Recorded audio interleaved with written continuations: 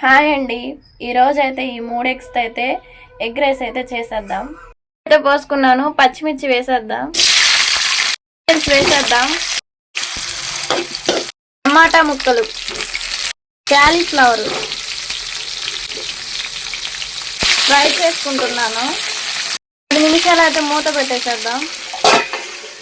అయితే వేసేద్దాం, పసుపు అయితే వేస్తున్నా, అది కలిపేసుకుందాం. తగినంత కారం, గరం మసాలా, ధనియాల పొడి. ఇందులో 3 ఎగ్స్ అయితే వేస్తున్నా. ఎగ్స్ అయితే ఉడికిపోయినాయి. ఎగ్స్ లోకి కస్తూరి మేతి, రైస్ అయితే వేసేద్దాం. ఎగ్ రైస్ అయితే రెడీ అయిపోయింది. కొత్తిమీర, కరివేపాకు అయితే వేసేస్తున్నా. ప్లేట్లో ఎగ్ రైస్ అయితే పెట్టుకొని 2 వంకాయలు అయితే వేసుకున్నాను. టేస్ట్ అయితే సూపర్ ఉంది ఫ్రెండ్స్. మీరు లైక్ చేసి సబ్స్క్రైబ్ చేసుకోండి.